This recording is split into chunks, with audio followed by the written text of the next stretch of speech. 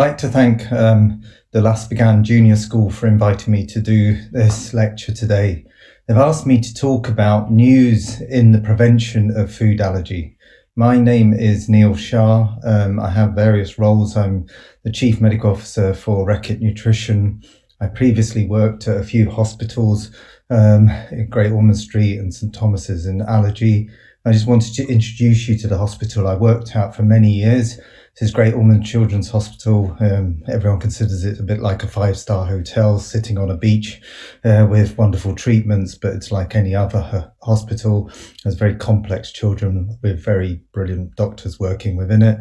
And I also had the privilege of working at St Thomas's Hospital, which is a lot of the work you're going to be hearing today, the LEAP and EAT and other various studies, which is a big centre for food allergies in the UK. The objectives of today's lecture is going to be overview of the current guidelines, i.e. the new news in food allergy prevention. I'm also going to be talking about maternal diet and allergy prevention, and not only about maternal diet, what we call the first 300 days or pregnancy, but also infant diet and allergy prevention. And our focus at the end of the speech is actually to give you a few practical tips that may be relevant for your own paediatric practices. You can't ignore the big picture. Early life nutrition is called the 1,000 days. And when you look at the 1,000 days, everyone starts from birth. But in fact, the 1,000 days starts from pregnancy, the first conception. And what mother does in the first 300 days probably presents 85% of the allergic predisposition. And we know that from when cord blood is measured, you see a lot of sensitization or specific IgEs to food in cord blood. And the remainder is when a child is born, that child maternal interface, then following on to when a child is in the first year of life. In fact, the 1,000 days is a bit of a misnomer because it relates to stunting, not the development of the gut, which is fundamental in the first 70 days of life and then in the next 300 days. So I'm really going to concentrate on the first 600 days. And everyone has heard that word microbiome. You know, your patients talk about it, your mum and dad will talk about it, but it's not just a microbiome, it's what the microbiome produces, which are called metabolites that seem to be so intimately associated with food allergies. And also what is the gene switching on and the gene switching off, which is called epigenome, and what strategies can we have to try and prevent this. And if you look at this cartoon and schematic in the picture, if you start in the top pink bubble of maternal nutrition, there are some clues. It's not just about undernutrition or malnutrition, it's also about overnutrition. It's about vitamin D status. It's about methylation or secretor statuses that can impact on some of the microbiome that we generate. LC-POOFers have always had a long history of benefit and the increasing problem of food pollutants in our food chain. Moving over, you'll see neonatal in the orange box and infant nutrition, which is the human milk. Breast milk is always best, but not everyone can breastfeed. So what are the formula milks then? What in components then they add to try and become equivalent to human milk? And it's not just about pre or probiotics anymore, not the sugars that are non-digested to ferment into good microbiome, or the probiotics we try and add in for efficacy, whether that's now what we call consortia products or precision probiotics. It's also about the postbiotics, the metabolites that are produced, called generally short chain fats and multiple others we still are trying to understand, interact with the epigenome that switches genes on and off in your immune system that predisposes you to different allergies. One of the most fundamental, most dramatic moments in life is birth. And the maternal microbiome, when a mother defecates just prior to delivery, is probably a fecal transplant. And in last year, there were some papers in Cell that showed that fecal transplant can be done by mother and replaced problems like C-sections that are a high risk factor for allergic predisposition. That maternal-child interface also in child studies shows that long delivery has just the same risk The use of antenatal and postnatal antibiotic exposure has increased for a variety of reasons: C-sections, high vaginal swabs showing group B strep, etc. And where you're born, most of us are born in an urban environment. Rural environments are protective, but is it just rural environments that protect you? So really, when we follow it round, there are various interventions that we are getting right or we are getting wrong, and we can prevent food allergies by trying to correct some of these ideas. Of course, COVID has caused a big change in the way we see allergies and the explosions we're now seeing in allergy predisposition and presentation, because our microbiome has narrowed and because our food repertoire, our diversity of food, which I'll be talking about a lot, has become much more narrow during the last year and a half, and access to doctors have become poor. So we now might well see an explosion of allergy across the world in the next few years. It's going to be a very interesting time for people who are interested in allergy. And I want to remind you what allergy is. It's a threat response. You're always watching for an attack, and the immunological response is manifested through mast cells or through eosinophils. And the response is either on your epithelia, whether that's your nasal lining, whether that's your gut epithelial lining that then produces mucins that have antiseptic as well as barrier protection and decoy properties, or there's a neurogenic vascular response with leakage as well as pain because you're stimulating nerve fibers as well. But the key element is that when you switch this mechanism on, the buzzword that became present in the last year or two, cytokine storms and all of these sort of concepts became everyday language for us. An allergy is an aberrant response, and it's a response to threat. So how in allergy prevention do you make threat not a threat to stop this amplification response? So I'm going to just mention the old school. What is the old guidelines that went on? What is it we're doing to try and correct this? And complementary feeding or weaning, and our strategies both in maternal health and in early infant nutrition. And this is just a reminder. The world has changed in terms of allergy prevention. I always think of it a bit like going to the gym. You're not going to build muscles or your VO2 max or your energy capability by sitting on the sofa and watching television. That's passive. And our previous strategy in allergy prevention was passive. If you look on the left-hand side of 2000, we had consensus-driven guidelines that said, oh, just wait. We can delay dairy till a year, we can delay egg till 2 years, delay peanuts till 3 years. And what happened? We had an explosion of allergy over the next 5 years, and this wasn't due to explanations like the hygiene hypothesis. We were no cleaner 5 or 10 years ago, so it was clearly something was wrong with our current policies. And there was no recommendations up until about 2008 onwards, when we began to realize that this avoidance strategy, or sitting passively rather than actively trying to manage our allergic predispositions, was the wrong strategy. And then in one of the hospitals that I showed you a picture of, St. Thomas's Hospital, there was a seismic change. There was a paradigm shift where we then shifted to notice with the LEAP study, George Dutar, Gideon Lack, colleagues of mine over the years who noticed that populations where peanuts were given early, this is in Israel and other countries like this, peanut allergy was hardly present. Whereas in countries where there was delay, the current policies in the US in 2015 basically led to 5 times more likely increases in allergic numbers in children having allergies. And the EAT study, which was in normal children as opposed to high-risk children like the LEAP study, also showed per protocol rather than intention to treat studies that they had a 2/3 lower risk of having food allergies by early introduction, 3 to 4 months.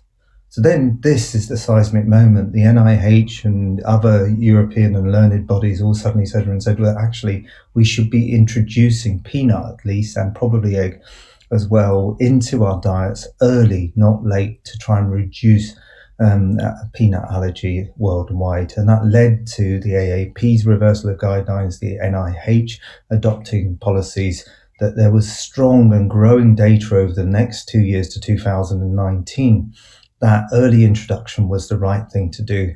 And now you're seeing from this data consensus amongst Quad AI, about the American Academy of Allergy, as well as the Canadian Society. So all the North American groups having consensus, and I'll show you what some of that consensus statements look like for your own clinical practice, as well as the people who do the real frontline work, which is our dietitians, also agreeing uniformly that there is no evidence for delaying introduction of allergenic foods, peanut and egg especially, beyond the age of 6 months, so 4 to 6 months when we should be introducing. So you see this change in the US and the Europeans and everyone else following suit as well. And the NIAID, the National Institute for Allergy and Infectious Disease for Peanuts, said let's find these high-risk infants between 4 to 6 months. If they had a high-risk factor, which is really eczema, and I always think of eczema as the gateway to allergy. Those some microscopic defects in your skin allow you to penetrate through with protein or egg allergy proteins that are sitting on the surfaces. Even becomes more vulnerable if you have staphylococcus penetration and infected eczema. And these early introduction can reduce this risk in high-risk groups, but not everyone has a history of allergies, so it's the eczema that becomes the clue. The caregivers but should be really checking in with the healthcare providers with skin prick tests and blood tests, but that's the ideal world because not everyone has access, and then following guidelines. So this is from 2017. You're beginning to see, let's introduce early, let's not wait. That's active immune management rather than passive. So going to the gym rather than sitting on your television sitting on your sofa watching television and hoping that you're getting fit. So this is training your immune system to become fit, and that's immune fitness and flexibility. So my colleague and friend Karina Venter, who I have to thank for some of this information in this talk today, they were all part of a very experienced group of consensus from all the North American guidelines and said, what should our practice be today in terms of allergy prevention, our new news? And this is over the last year or so. And the first thing they said, we wanted for our clinical practices to define what we meant by high-risk food allergies. What is the high-risk group? And it was eczema.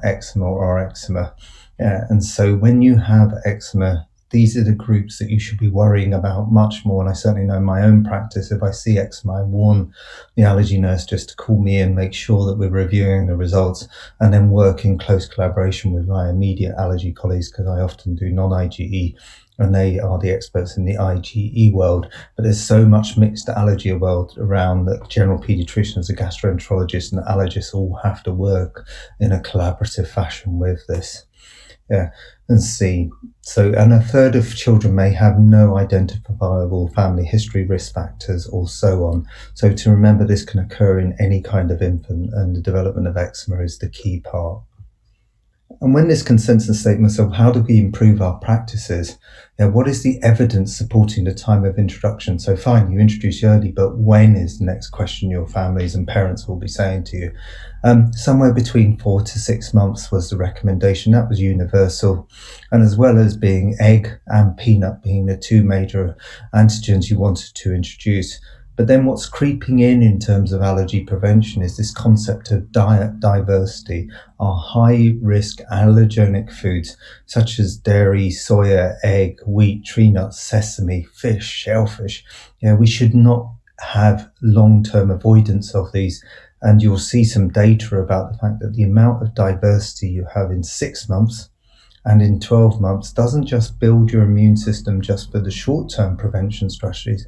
This is a preventer of what we call the atopic march, which can be pain, discomfort, functional gastrointestinal disorders, but also classically asthma, hay fever, eczema, as well as IBS type symptoms. So they're all linking in the atopic march. So food diversity is a really important issue. And the more diverse an infant's diet, I always think of diversity a bit like having the secret sauce of the Mediterranean or Nordic diets, is very key as a strategic play in terms of long-term allergy prevention. So it's not just peanuts, it's not just eggs, it's actually getting the diets as diverse as possible in the first year of life. This is what I mean by the first 300 days maternal, and the next 300 days are the next critical windows, rather than just the 1,000 days. The second year of life is not as important as the first year of life. And the AAP, the American Academy of Pediatrics, did a shift.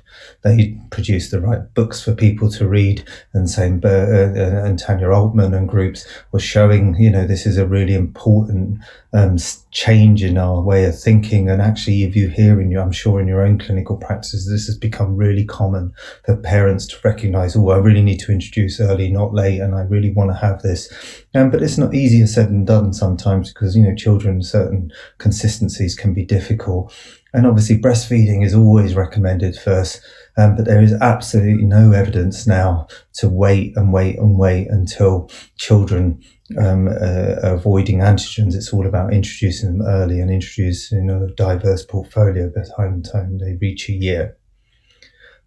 So a complete change, as well as policy change, as well as information change in America. And then if you look at the dietetic group, really it's our dietitians who do the frontline work, and they were doing, and they were actually aligning with the strategy, saying introduce early allergenic foods early, as many as possible, especially the big 8. And during the first year of life, introducing peanuts especially, you encourage your parents to do that. I'm going to talk a little bit in the future about cow's milk, because I think cow's milk strategies, especially non-IG and IG, have slightly had another paradigm shift in terms of, there's some evidence suggesting, top-up drinks when you're in hospital may not or should not be cow's milk protein based.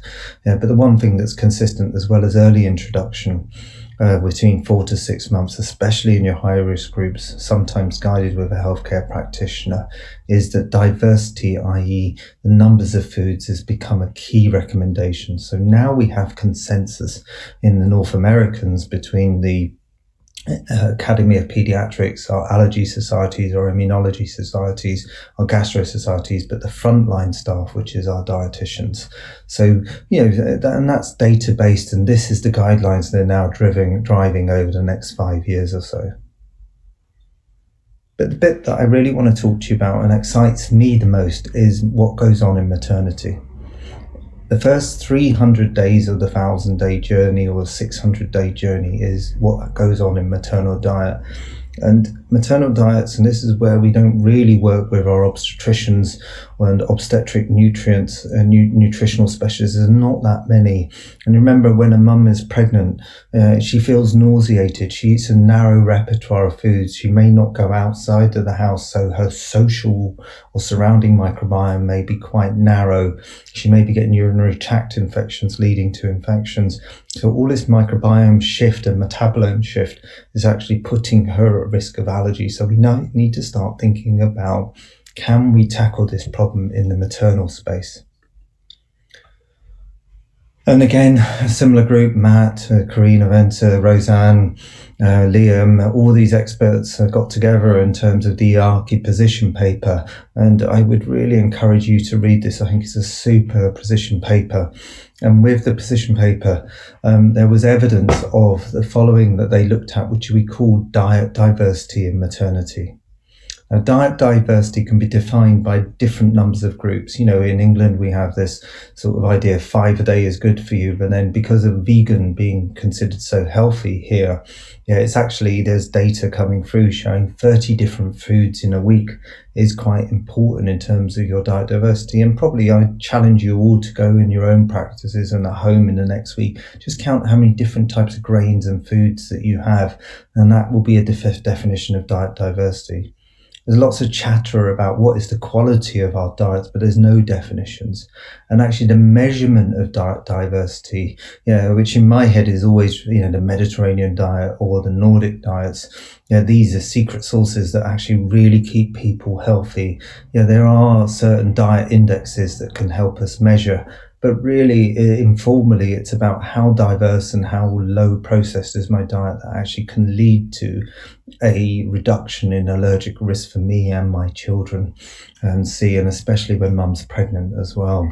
So, these are the things, but you really want some data behind this. So with the various maternal diet indexes, whichever scale you use, the consistent feature in maternal diet, if you're going to be advising, and I always do this for children that I see are allergic, and when the parents are about, and then they usually have a very poor quality of life when they have an allergic child. Just for example, I've had 2 children with cow's milk allergy, and it really does impact on your day-to-day being and gives you mental scars. But what if I was going to advise, again, a family who've had allergic children, what would you do different? The maternal diet is the first area to tackle. A diet full of different varieties of vegetables, yogurts, fermented products, because there are certain protein sequences in yogurt and the fermentation products that we've used for eons in any culture, whether that's Indian or whether that's Chinese or whether that's in American culture. It doesn't really matter. The fermented has been important, but the intake of processed foods as red meat, cold cereals, fried potatoes, not potatoes but fried potatoes, rice and grains are all really key, and that's what we mean by diet diversity. And if you do that, what is your odds ratio of developing the atopic symptoms or atopic march? You have a 23% reduction of eczema, 16% reduction of asthma over a lifetime, 18% of allergic rhinitis, and then wheezing as well as food allergy. So now you can see that diet diversity, which can be uniform, and people can call it healthy diets, but remember, the poor mum can be very nauseated, and that can really impact on her ability to do diet diversity. But what you do see from this super paper from Karina Venter is that the more diversity that you have, the relative risk reduction is huge. And if you look at the overall numbers on the LEAP study, for example, 15% impacts overall. Here you're looking at 23% risk lowered of atopic dermatitis, the gateway to allergy. So diet diversity and allergy prevention starts with mum's diet, not just the infants.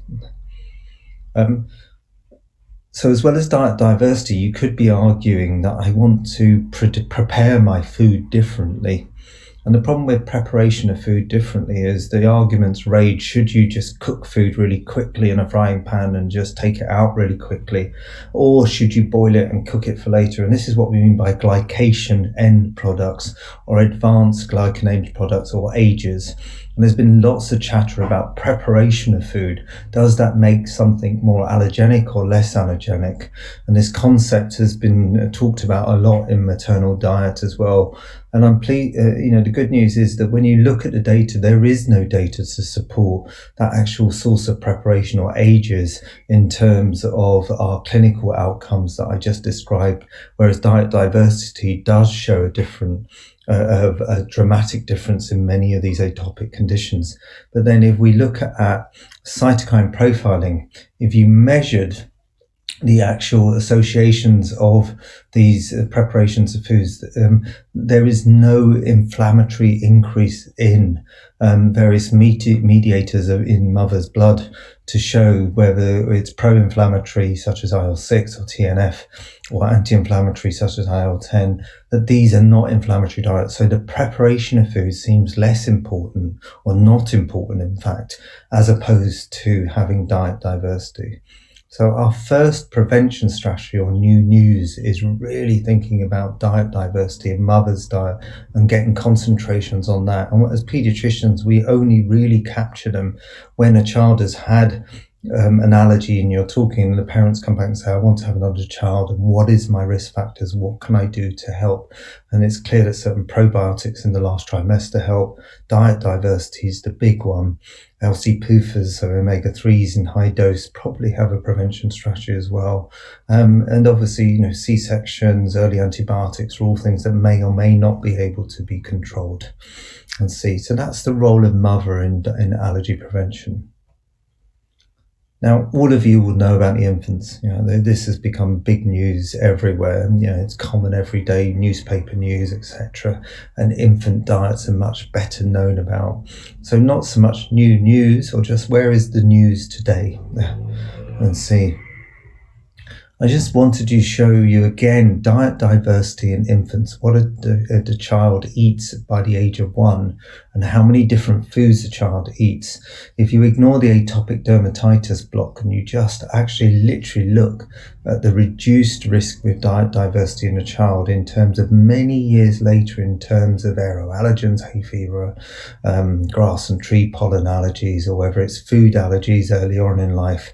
If you look at food allergies overall up to 6 years, the more diverse your diet, it reduces all the risk of sensitization to foods. So that's not necessarily allergies, but just sensitivities.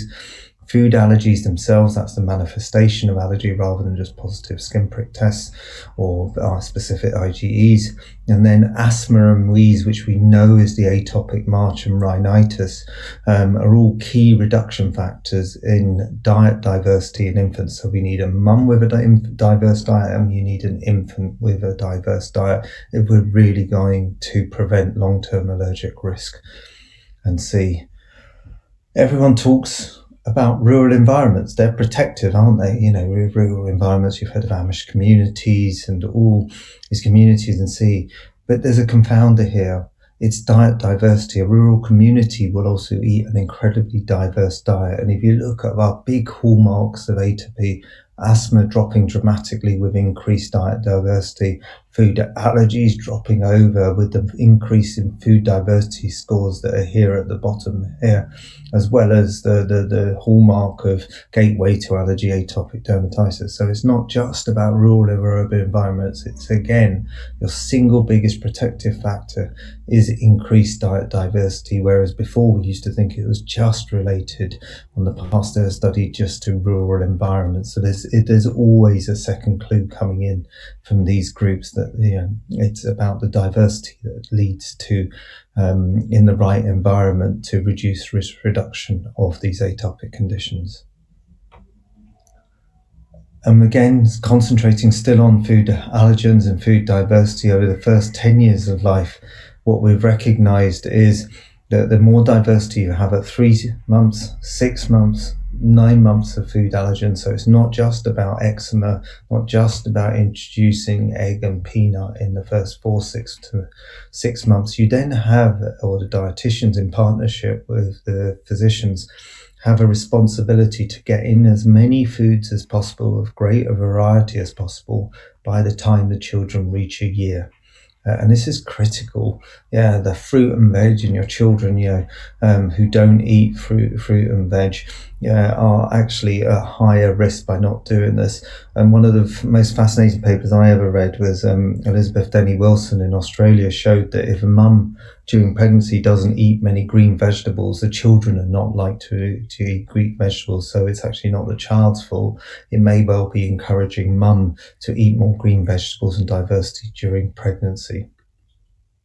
And here we see the same pattern again, food diversity in 2 graphs at 12 months and at 6 months. And you see if you get diverse introductions by the age of 6 months of a diversity index of 15 plus, then your 11% reduction. If they remain on a diverse diet and a highly diverse year, so fussy children, higher risk, non-fussy, child eating a variety of foods, there's a 33% reduction in food allergies. So food diversity in the next 300 days, so combine the first 300 days of maternity with the next 300 days, your first 600 days, diversity of both mum and child are absolutely fundamental to allergy risk reduction. And this is probably more fundamental than even early introductions. So if you're combining this with early introductions and food diversity, that's the new news against allergy, is that you could really be making an inroad into this epidemic, or I hate to use the word pandemic, of allergy that we're seeing across the globe, and the quality of life impacts could be so much improved if we were able to do this and advise this. But why? Why is this so fundamentally important to us in terms of what's going on? Well, different diversity of different fibers. Fibers are wonderful prebiotic, and what it does is it's digested into the colon. So breast milk contains butyric acid. It's absorbed into the upper gut, the short chain fats, absorbs, and it can have a topical or systemic effect. When you have diet diversity and foods that go down into the colon, they're fermented by your bugs.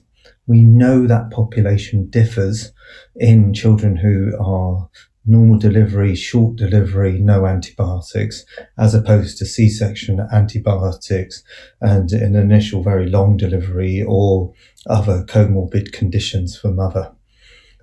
Why? Yeah, because in the first 70 days of life, your population in your gut and microbiome is generally 3 bugs, but almost like a uniform, very dull carpet of bifidobacteria.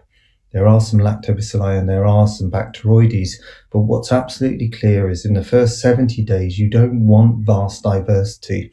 You're producing bifido and B. infantis, B. breve, etc., produce acetate, which is a short chain fat, but this then is proportion changes between 2 others, propionate and butyrate.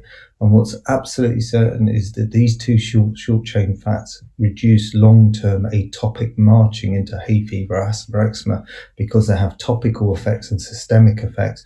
Topical effects both on immune regulation, so you get immune balance between overexpression of inflammatory cytokines and underexpression of non-inflammatory or immune reducing cytokines such as inflammatory cytokines, and that balance is butyrate both as a topical as a systemic effect, but propionate is equally as important on Tregs, and that leads up to long-term prevention of asthma and food allergy. And there's some work by Roberto Canani that also shows functional gastrointestinal disorders and possibly further on still into the IBS territory. So your short chain fatty acids that are fermented and metabolized in the colon, or maybe butyric acid from the mother's breast milk into the upper gut, are fundamental into the secret sort of diets that we eat that are said to be so good for you. And it's the secret sources of the Mediterranean Nordic diets that we all champion so very much and see. So really, I implore you to read about butyrate production as one of the most fundamental things that you can do to try and prevent food allergies. Tom Mars with the EAT study showed that C-section delivery Bacteroides is often a much ignored player in the world of good bacteria, is diminished, but early introduction and variety can lead to Firmicutes, Probacteria, and much greater diversity that you want. And the bad guys like Clostridium tend to be pushed out with that early introduction. The most seismic changes you can do to your gut microbiome is change from meat-eating diets to plant-eating diets. And this transition has an atopic risk reduction. Whereas the bad dysbiosis or bad profiles skew you towards more likely for atypic predispositions. And this is data on the longitudinal sort of outcomes that follow on from LEAP and EAT especially. So I said I would try and conclude with some of the real practical aspects that matter to us as paediatricians as we sit in front of a clinic room in front of our patients. Well, there's one very, very simple rule. Forget all the fancy sort of introductions and everything else. Let your babies eat. Let them be messy. Let them eat a variety of foods. Encourage them to eat as many antigens relatively quickly as possible within the time frame. We know some foods can be quite difficult to introduce into your diet and see. And in terms of practical aspects, I've talked a lot about peanut and egg and food diversity, but what about milk? So there's been work on the Genie studies and other studies that talk about partially hydrolyzed formulas being protective, but actually the position statements of Australia, Europe, US, AAP changed its guidelines recently. The consensus groups from US and Canada and the British Society of Allergy that has about to put its position statements out is that partially hydrolyzed formulas probably have no allergy risk reduction. Extensively hydrolyzed may well do have some, and that's both related to asthma and minor eczema sort of changes. But there's been a little bit of a change in terms of thinking that I'd really implore you to really think about and read about. And I call this the first drink. When a mother or mother's in hospital after giving birth and her breast milk is not coming into flow, so often the midwife in England, we have midwives who would top the baby up with a cow's milk protein formula. And then when mother's breast flow comes in, they will go back to breast milk. So you're almost hitting them with a high dose of antigen of cow's milk, and then you're switching off and going back to breast milk. Well, is that the right strategy? It appears that it may not be the right thing to do. Yeah. If you look at this paper, and this is another one well worth reading in JAMA by Arishma et al., what they looked at was high-risk infants, and they basically fed two groups, one with breast milk, with cow's milk in the first 3 days, and the others, instead of topping up with a cow's milk formula, they used the amino acid formula. This group showed a dramatic reduction in cow's milk, non-IgE and IgE-mediated allergies after 2 years. So it looks like that first drink or top-up drink that's quite common practice, should that be a cow's milk formula, or should that be a hypoallergenic formula? And you may say, well, this is only one article, a reputable journal, but look what happened in Japan when they did an intervention study. And here you see enrollment in all months. They had an oral food challenge, so when the children were screened, and they were even given breast milk, and if they were having top-ups, they would continue to have top-ups until 3 months of cow's milk, so they're continuing to desensitize, or they would have avoidance and not do any top-ups at all and see. So they introduced and they kept it going, and then after 3 months they allowed them to have any random sort of acceptable practice and see. And what you saw is the groups that were sensitized and then continued to have desensitization did really well with significant reductions in cow's milk allergy. And I know there's a few practices in Scandinavia where top-up drinks are given as hypoallergenics. And the rationale for that is that you could be preventing sensitization, and then at 3 months onwards, you could be measuring cow's milk allergy in countries like in Scandinavia, show that there is a significant risk reduction in cow's milk protein allergy. So we should be thinking about that sensitization concept as well. And in terms of practice, peanuts, peanut butter, really, let them eat food. 1 to 2 spoons a day seems to be appropriate in terms of your weaning protocols. So these are guidelines in the ANAD that's come through. Egg should be really well cooked. I always joke with my parents, if they've got to introduce egg, they should scramble it extremely well, and then they should nuke it in the microwave. And when they're doing that, you can serve it with mashed food. I personally am a vegetarian, and I have a problem eating eggs because I don't like the texture. I never had it before. I have to smother it in tomato ketchup, and that's not what I would recommend for these babies. But hiding it and disguising it is often a good way, and it's not an easy thing to do. It was a difficult thing for them to do in the EAT studies. I know it was quite labour intensive for them. Wheat can be cereals, especially fortified. Some countries don't fortify, many do.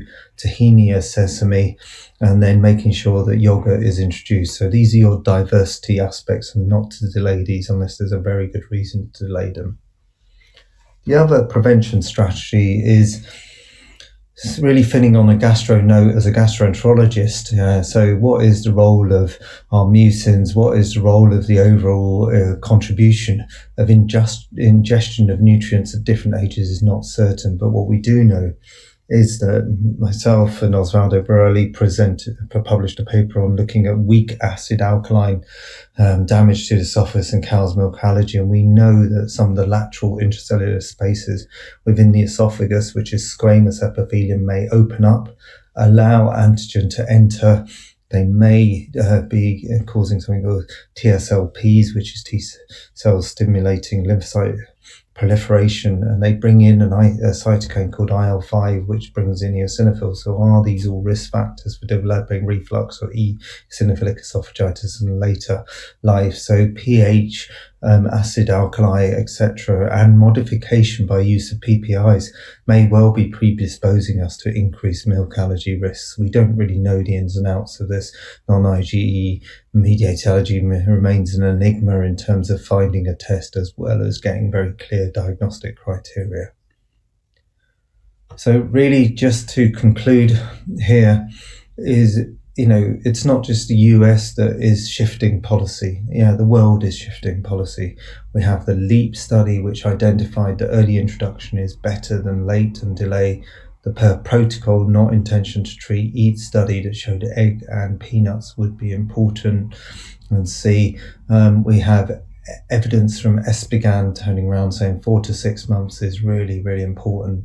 And now we have the British Dietetic Association, British Society of Allergies, Asian colleagues, Australian colleagues, all joining forces with uniform views on early introduction, especially in our high risk groups.